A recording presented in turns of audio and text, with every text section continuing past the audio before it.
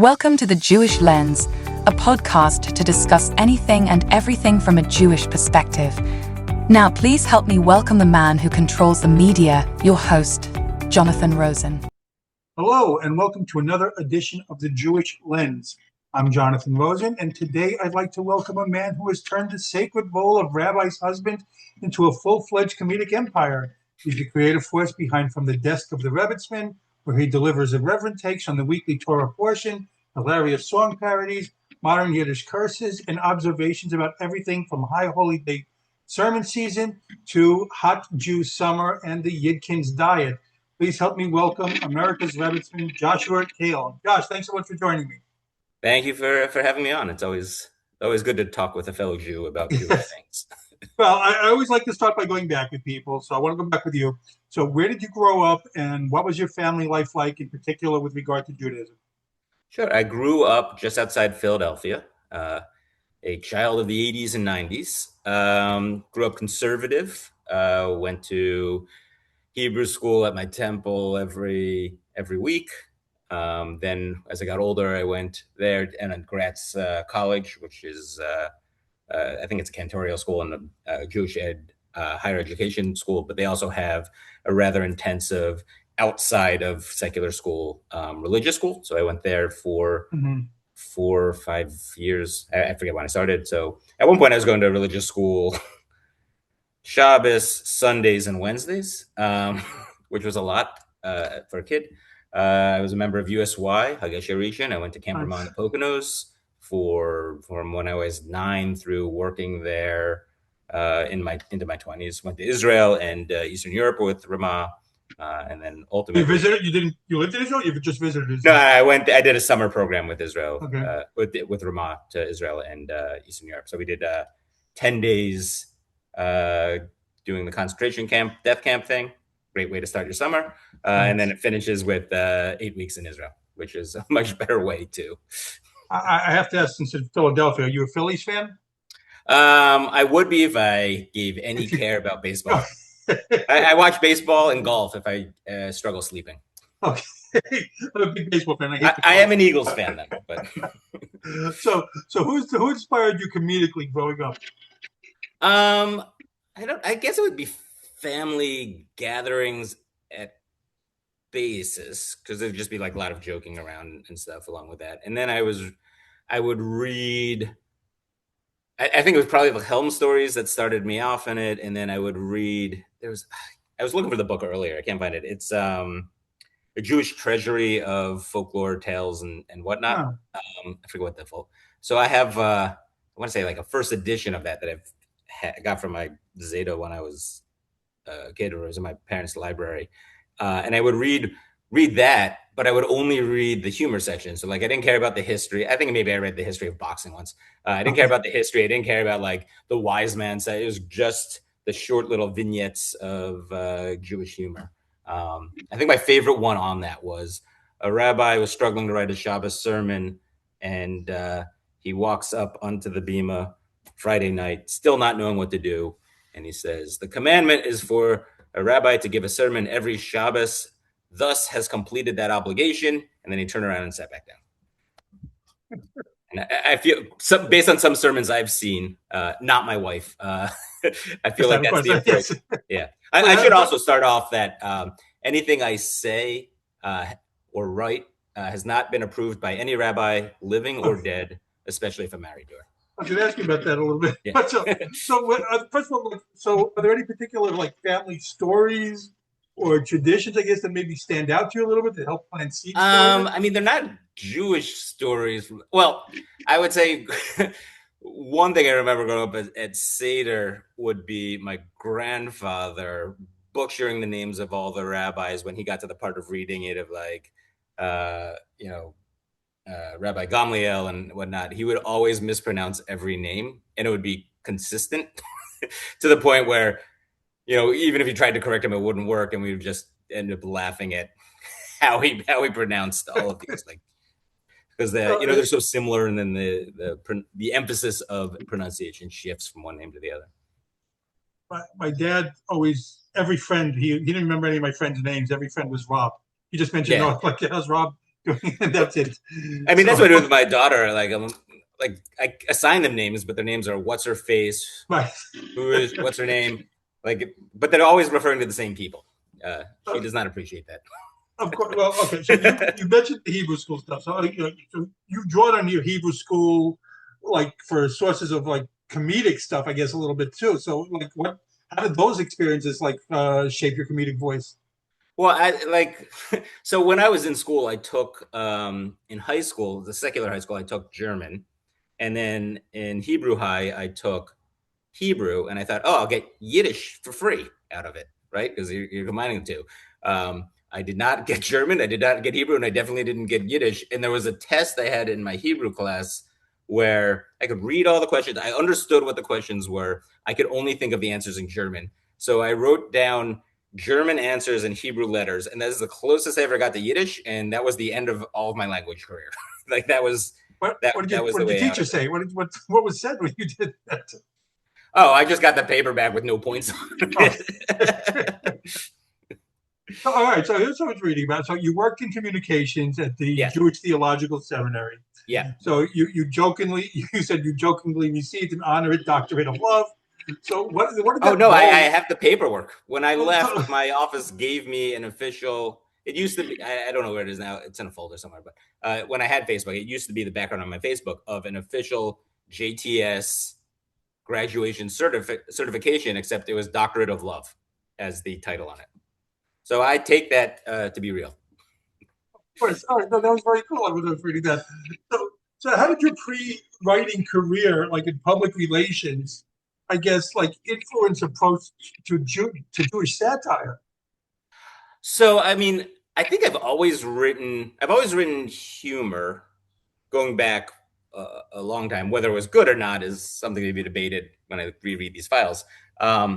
But so I think they were in tandem with each other. And I got into PR because I basically thought, well, I like writing and I want to do writing for a living, but I also want to be able to survive. Right. And little did I know then that PR is also not the path for that either. But so I was writing in tandem, and a lot of the stuff that I've had published recently, or the basis of when I started really amping up that outreach, was written over the course of time, and then I've gone back in and edited it before I pushed it out. Mm-hmm. The relationship's been really interesting in that I've been a total moron for, I would say, a decade on that, where my approach was I did my, paid job of PR, which I still do. And then I would write these things in my downtime, and then I would try to get published. And for the longest time, what I would do is I would look for outlets specifically open for Jewish humor. There aren't any anymore. I mean, there are some. That's not true. So, like, there's Kibitzer, which I'm now being published in, and there are a handful of others, but they're few and far between, Mm-hmm. and a lot of them have passed on. So, like back when I was at JTS, you had things like Guilt and Pleasure, which was a magazine dedicated to cultural Judaism that had they had an issue dedicated to Jewish pro wrestlers of like the 1930s, right? And so that was really interesting. And you had Heeb magazine, which had a definite humor component to them. And all of those publications have kind of, with many publications, died along the day. Mm-hmm. And so why I said I was a moron is I kept on looking for places that were open to Jewish humor. And then one day I'm like, wait, I work in PR. I should just treat myself as a client. And I shift my approach from publications that want humor to publications that need it.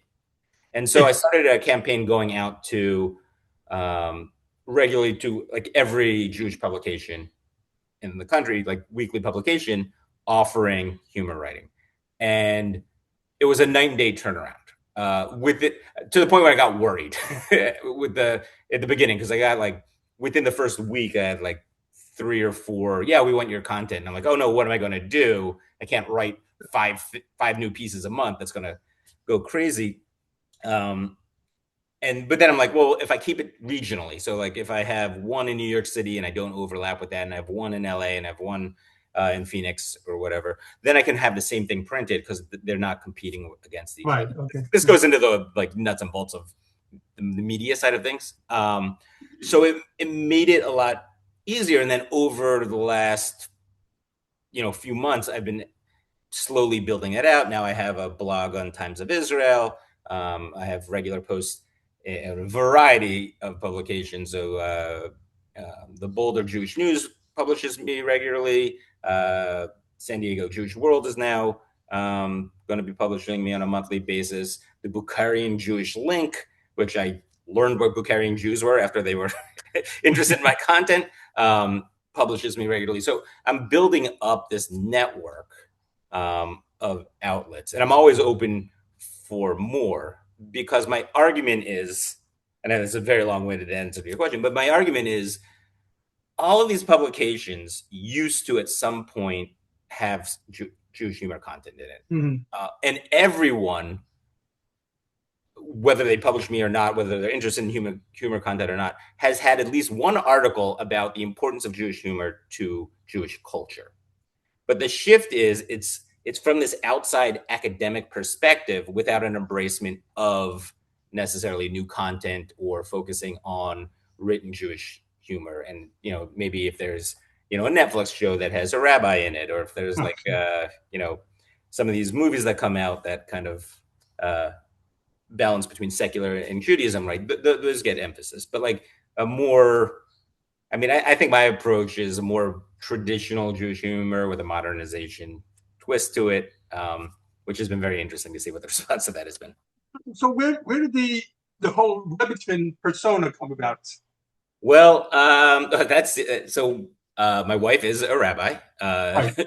She was ordained at HUC. She's had several congregations, and now she works at a university as head of Jewish life. But when we were dating, before we got married and then after we got married, number one question I would get in every congregation I was in is, "Oh, are you a rabbi too?" As if we come in pairs. A woman can't be a rabbi unless there's a male rabbi. Everyone just assumed that you were the rabbi. Yeah. Not that I was a rabbi, that I was also a rabbi. Okay. And that, or sometimes they would assume, if they weren't a congregant, they would assume I was the rabbi. But also this idea of like, a family needs two rabbis because one isn't more than enough, right? It's if you're married or you have a significant other and you get into an argument, right? Now imagine that, except rabbinical argument built on top of that, right? You're not gonna, like, I'm never gonna win an argument in my house. I try, it doesn't work.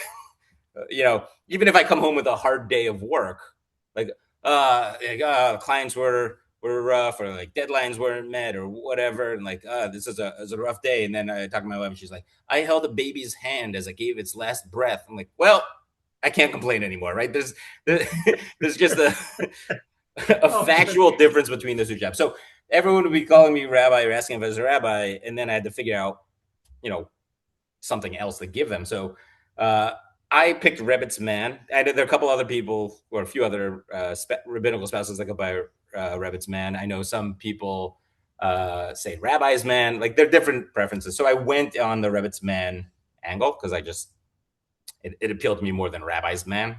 Okay. And also building off of the idea of the Rebbitzin as a word for rabbi's wife, and there's no word for rabbi's husband. I don't think there needs to be. I think the role of Rebbitzin historically was an important cultural and, honestly, female empowerment role within shtetl communities, which in most cases a husband doesn't need in modern times. You mentioned, getting into arguments. I always go by the philosophy that, when you're in a relationship, you give your points, she gives her points, and then you compromise and do it her way. So yeah, that's basically. We get there, but I'm so stubborn. It just takes way longer to get to that point. And to my fault, sometimes I argue for the sake of arguing, just to see what happens, which is not a good. Right. Yes. But it helps with content. So like launched from. Yeah. Go ahead. Sorry. Go ahead. Oh no. So like how a rabbi writes the sermon piece, which is a breakdown of the process of rabbis preparing for high holiday sermons, right, is all based on real things. I just intentionally go more and more absurd with it. And it's all based on, arguments of, hey, can you look at this? But it's like 2:00 in the morning, right? So, and I ultimately always do. And then we get into an argument. And I'm like, well, I think you should go in this point. It's like, I meant to edit it based off of just flowing content. Like we don't need to go into. I don't need you to open up a new idea for me to now dive into for a whole extra sermon on it. Like that part's not helpful. But so those are all based off of a level of truth, and then I just make it absurd. But so walk me through the launch of from the desk of the Rebbitzman. Walk me through that launch a little bit. So that stems back to mine just not being able originally to find any places to publish Jewish humor with a short. I still struggle for longer form like short stories.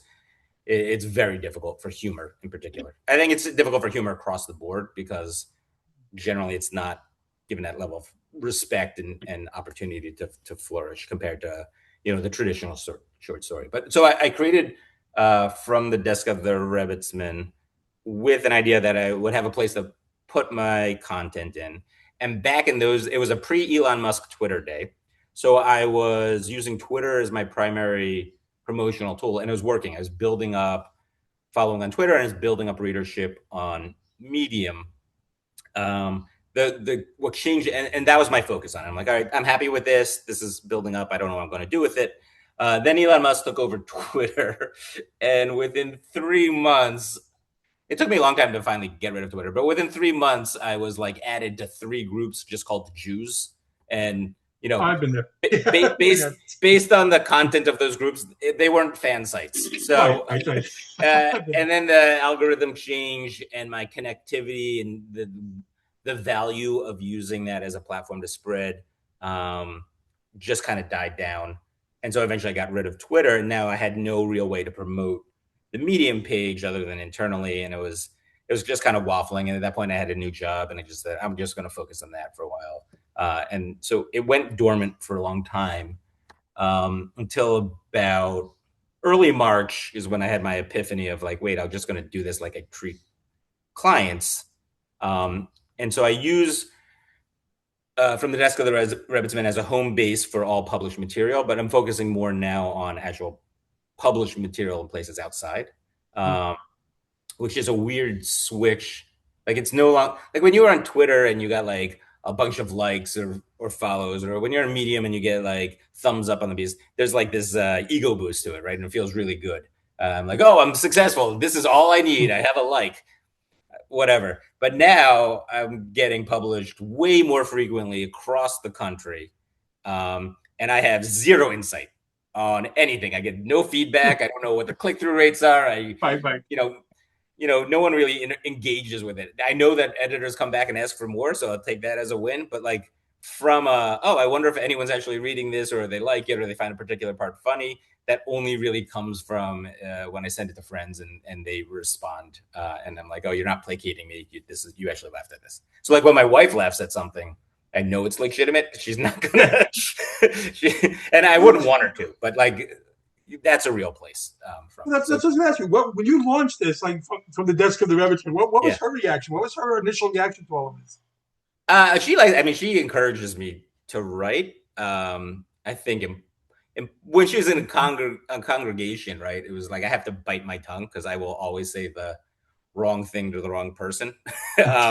Not from, so as a traditional Rebbitz, we'll go to this, as a traditional Rebbitzman or Rebbitzin type role, right? You think of the supportive spouse that's schmoozing with congregations. Oh, how are you doing? Like, the person that's, knows what's going on in everyone's life and is able to, I am 100% not that. I am terrible at that.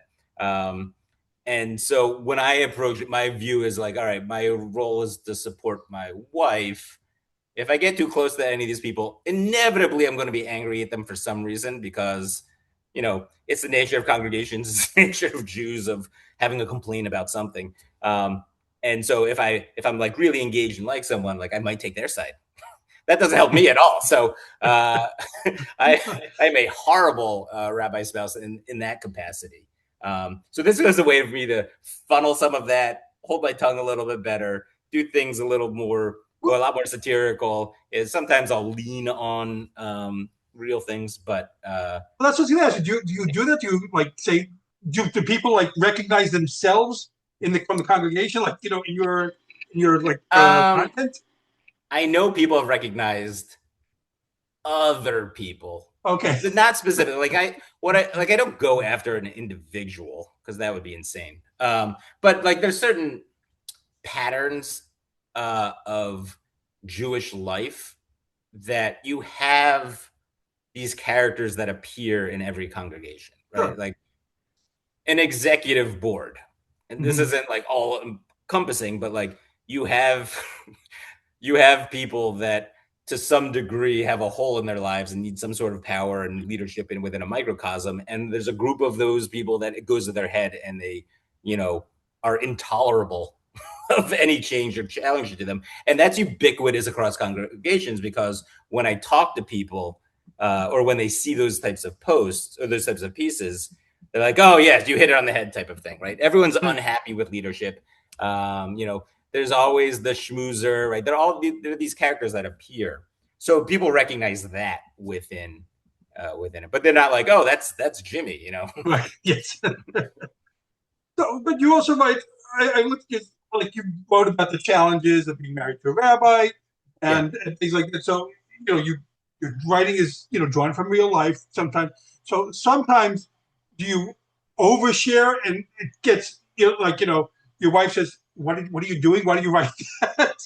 Well, one, she never reads anything before it's published, Oh, so right. that never happens. But no, I think that's where the PR stuff comes in hand because, like, again, on my professional job side of things, I'm always working with highly sensitive material, Mhm. um, and so like it's important to know what those lines are, and also going back to me being a horrible rabbi spouse in the congregational setting because I created,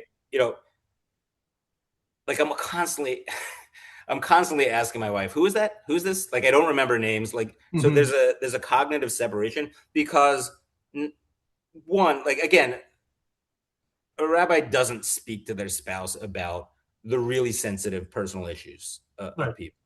Um, people in congregations speak very loudly. So like anyone can, like if you think you're in a hallway whispering, you're not, because, chances are you're 60, 70 years old and you're screaming to the person about someone else that's like 5 feet away from you. But so there's a cognitive separation of, I don't know any of those personal stories. I don't know any of those like things that I shouldn't know because one, I don't hear them or no one tells me, and I don't retain them, and I have no connection between people. And Mhm. usually, like there are also things that you don't find humor in when people are in crisis, when people are at meaningful life cycle events or challenges in their life. Right? There's no need to draw humor from that. Like I draw humor from life cycle stuff within Mhm. Judaism. I draw humor from a shared experience or my perspective of the shared experiences, or more by my perspective on just weirdnesses of Judaism. But I don't like, there's no direct connection between those two. Well, I have two questions for that. Well, first of all, like one of the things is like post October 7th, Yeah. was there anything that you feel like I can't talk about this anymore? Um, well, I usually don't write too much about Israel directly. I do. I just had a piece run in Bukhari Jewish Link, and I'm about to put on um, uh, Times of Israel on Mhm. Trump's real plans for Israel, and it's under the idea that I was staying at Mar-a-Lago and I found a write-up under my sheets of what he's planning for Israel, and it's ultimately to turn it into a giant Trump timeshare for dictators and the mega rich. So that's the most direct I've had on Israel. But even that's not even a commentary on Israel. It's more of a direct breakdown of Trump and a satire on U.S. global policy and a satire on timeshares in general. But yeah, that one I don't touch on. Like geographically, I write more about Astoria, New York, than I do about Israel. So, Mhm. um, and every time I write anything, regardless of the subject, I have a fear moment of someone's going to be angry about this. The torches are going to show up at my door, type of thing.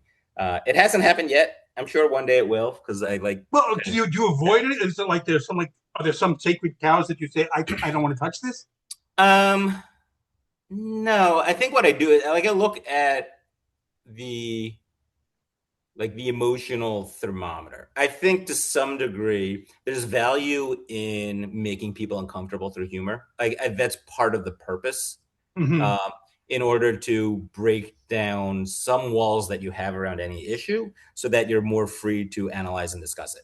And if you walk away from something smiling but also feeling uncomfortable, like that, I feel that's a win. For this piece that I'm about to put out on the timeshare stuff, I held off on it a little bit. That's like threading a needle. Before tensions between Israel and the U.S. kind of started a bit of a schism, right? I felt like that might have been more of a risk putting it out for it. But at the same time, like, editors can say no. Like, I write about whatever I want to write about, and if they say no to a piece, they say no to a piece. The one piece that I can't get published that I wrote is a modernization of Brit Milah, of how to make it more stylish for the modern age. And I think it's too it's too much for most publications. Like, I have an example, like, instead of the normal chop, you do vertical, and that's called the hula.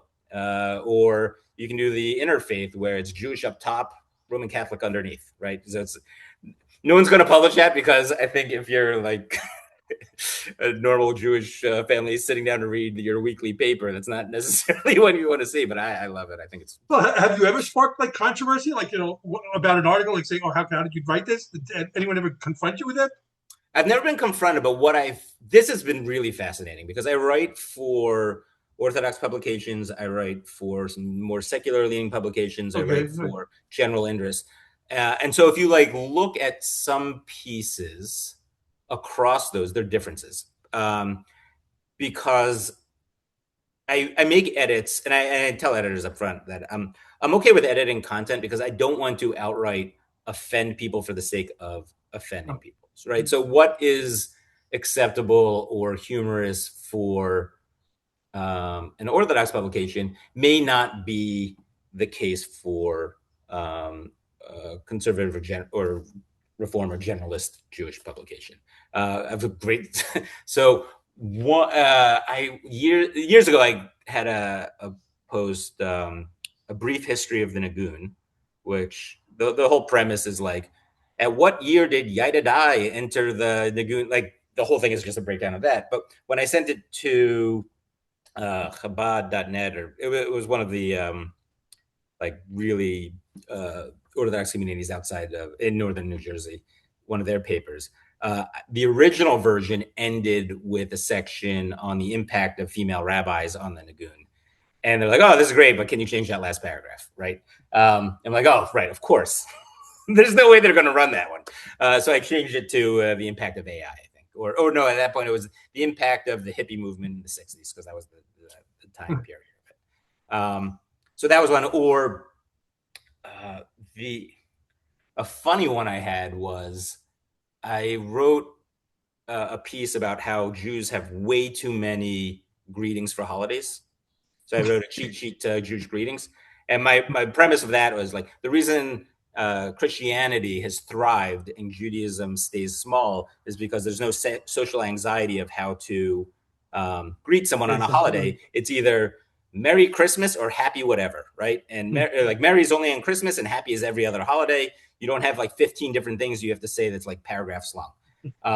And in that piece, I had a section of back in the 1800s, if you said Merry and it wasn't Christmas, you would be sent to the asylum with the postmenopausal women and uppity children, which is technically factually correct, and who they would send to the asylum, not the Mary part. That part got edited out by one publication, but they did, for whatever reason, leave in my suggested new Sukkot greeting of "Nice sukkah, can I shake your lulav?" which is arguably way more offensive, I think, if you're going to be sensitive about that type of stuff. So. You mentioned like for different segments, but is there also like, I guess, like a regional, like you live in California, is there like California regional humor might not play in like Wisconsin, or like New York might have edgier? Is there something like that? No, it's so for Hot Jew Summer, which I just ran, right? I didn't. I had a line in it about Jews go to Florida to die, which isn't like the funniest joke, but it was just a line to sum something up. I took that out when I sent it to a Florida publication. But I left in the whole part about how horrible it smells when you enter New Jersey from any border. But I didn't pitch that out to the New Jersey publication that covers me. And then the Florida publication said, we're probably going to have to take out the New Jersey part. And I'm like, oh, right, because they do go to Florida to die and they go there from New Jersey.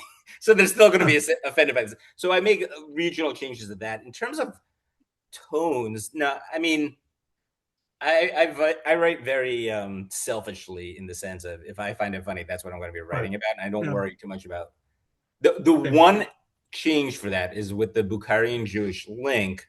I wrote a piece specifically for that one publication that it would never be able to get published anywhere else. And it's just Bukharian Jewish humor, of which until they were interested in my writing, I did not know who Bukharian Jews were. And they're Jews from from all the the stands of the former Soviet bloc, right? It's the Asian plateau Jews from it, and they have their really interesting dynamic cultural shifts in terms of music and foods and all this stuff. So I wrote, and they're based in Queens on, I'm gonna get this wrong, like 108th Street, which is known as Bukharian Broadway. So I wrote a piece just for them about the Bukharian Broadway Tony Awards, and then I converted real musicals into Bukharian focused musicals, and then I wrote a new plot for them based on that title that was also similar to the real one, and then I would highlight 2 songs that were nominated from each musical that again were Bukharian based, but also based on this. So that was like very focused and specific for that publication. But I would say the tone of my humor stays consistent across the board. By the way, in all my social media posts, a lot of them, not all, but I'm saying a lot of them, New Jersey has always been my favorite whipping boy.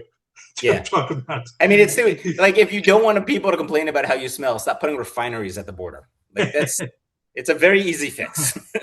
So you've also spoken about humor as a coping mechanism throughout Jewish history, which I totally agree with. I do the same there. So how has it helped you? The deep internal rage I have. No, I think it's a great way to process anything. Just by looking at something from a different angle or perspective, right? Not a controversial one necessarily, not a contrarian one. Well, sometimes contrarian, but looking from it from a different perspective, right? If you accept, and I think this is a strength of Judaism, right? Because we're the people of asking questions.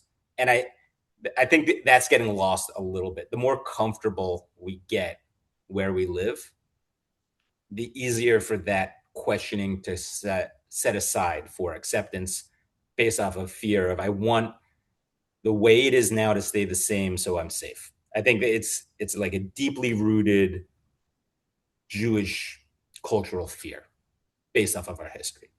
Mm-hmm. So when you take stuff and you question it in a low stakes manner, right? If you're questioning how you greet someone on Rosh Hashanah, right? It forces you to start having those questions again. Now, from the rabbinic perspective, those happen all the time. You have your Torah studies and you have your sermons and conversations after sermons and all that type of stuff. But it's always on the up and up, and it's at this higher level. What does this mean for life? What does this mean for our culture? And when those one-on-ones, what does it mean for yourself? This is a way to look at Judaism in a more open, embracive way by saying, all right, it's okay to laugh at myself, right? We don't have original sin. We're not Roman Catholics. We're like the basis of half of our stuff is laughing at ourselves and questioning it. Like reading, Jewish text is full of ridiculous moments like that. So it's kind of a reminder of that. So that it's a way of, I'm not going to say it's a way of prayer, but it's a way of engaging with Judaism that is, not sit down, stand up, bow at your knees, stand up, sit down. It's a different way of approaching it that folds into who we are as a people. I'm also curious because I've read that you mentioned as influences like David Sedaris, Woody Allen, Only Murders in the Building. I love all 3 also. So do you have any current comedic, literary inspirations? Literary, No, I've been reading.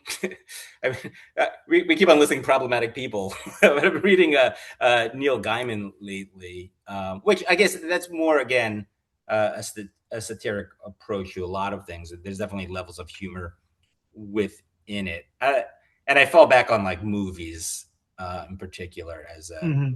as a as a method for that. Like even some of the more obscure Marvel movies have that level of humor, that kind of twinge. I like gradually making things more absurd, right? I definitely have a more absurdist thing. So like from a podcast perspective, like I listen to Conan O'Brien Needs a Friend, and I listen Mm-hmm. to the Lonely Island podcast, um, and this one called How Did This Get Made, which is like looking at bad movies, and it's just a breakdown of those are great because what they do is they look at what they've created or what has been created and then break it down from an alternative perspective, and that's where the humor is found in it, from a different angle, from the I sit, I watch, I consume, I accept, right? I think that's probably the most dangerous thing for anything within Judaism or beyond, of just like eating what's given to you type of thing. So I think that's the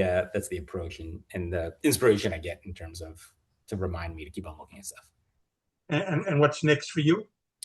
Um, well, I'm keep on trying to get more publications. I mean, we can go into the infrastructure of Jewish pubs right now, which is not in a good place, I don't think. But Mm-hmm. I'm looking to expand those pieces. I have a bunch of high holiday pieces coming up.